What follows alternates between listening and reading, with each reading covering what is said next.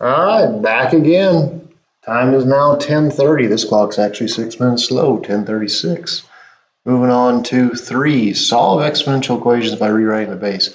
I don't know why, but I really enjoy this. So I guess I'm just weird. There is a theorem out there, and I couldn't tell you what the name of this property is.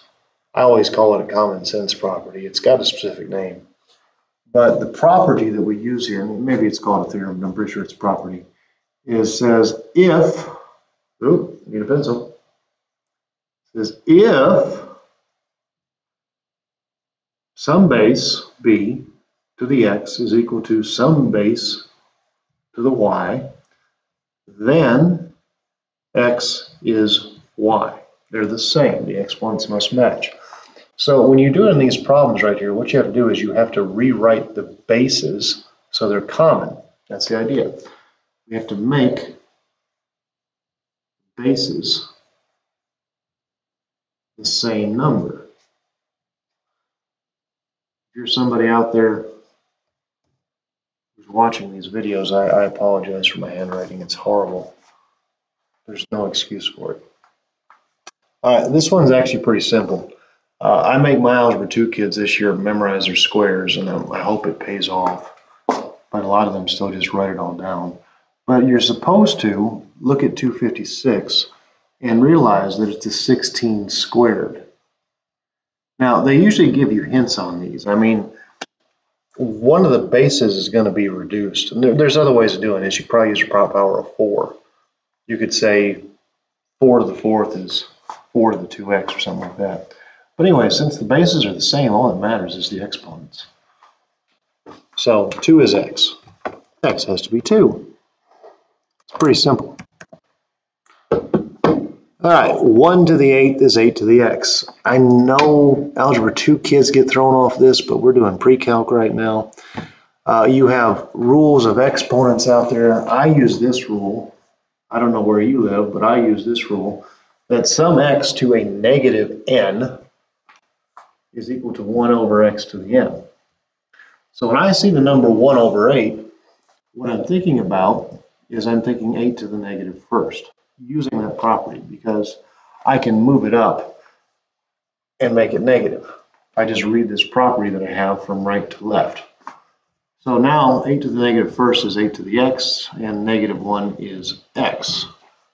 Most kids that I teach that have me the second year in pre-calc instead of Algebra 2, they can do this. The ones who take Algebra 2 twice still struggle. All right, 125 to the x is 25. So this one you're going to have to rewrite both sides. And ideally, you know your squares and your cubes to some degree. That's the deal. And you might have to punch buttons on a calculator. But to form 125, we take a 5 cubed, and we still have the x up there. So just 5 to the 3x. That's all it is. It actually looks like this, which becomes, because we're allowed to multiply those two pieces together, 5 to 3x. And 25 is a 5 squared. So now that the bases are the same, I set the exponents to be equal to each other, and I divide by 3, and I get that x is 2 over 3. And they do want your fraction in simplest form. So need my fraction, and she is 2 over 3. Done. Super Milbrath, you know what you're doing. We have a really funky looking exponent over there, don't we? 4 to the 3x plus 2. Hopefully IXL takes these where I want them to take it, which is where you really have to understand exponents.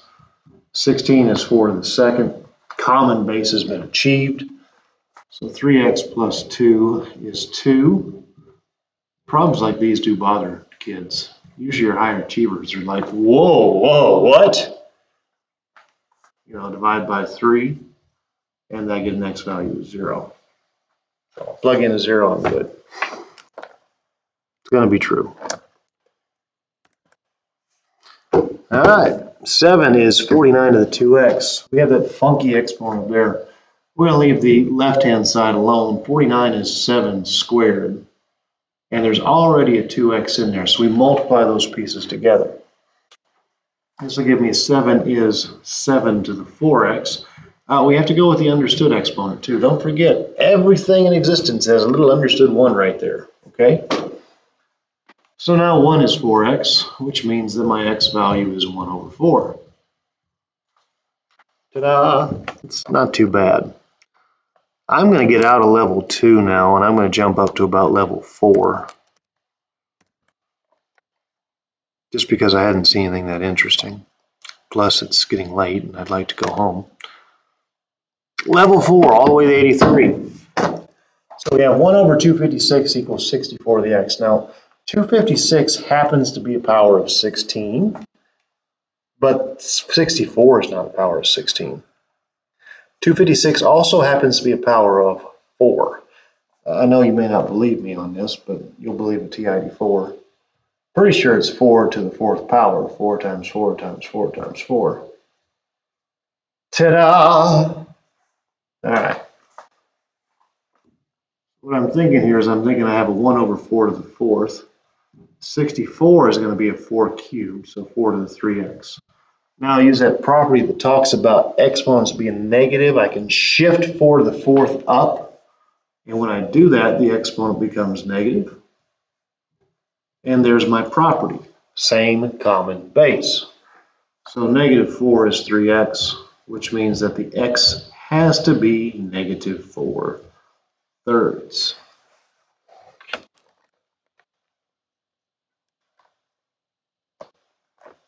Negative 4 over 3.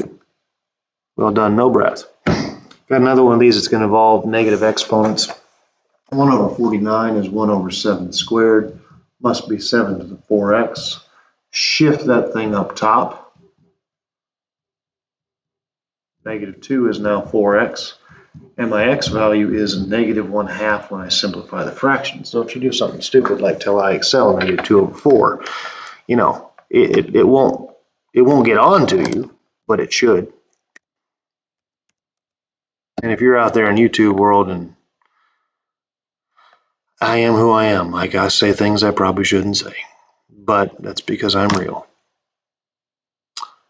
Solve, write your answer as integer or fraction in simplest form. 1 to the 64th is 8 to 3x. This is about the same as the last one. We're only at level 4, man. Well, how hard is this gonna get? Of course, it's been pretty easy now. Jump up to 5. Ooh, I like these. I like these a lot. This is where you need to be.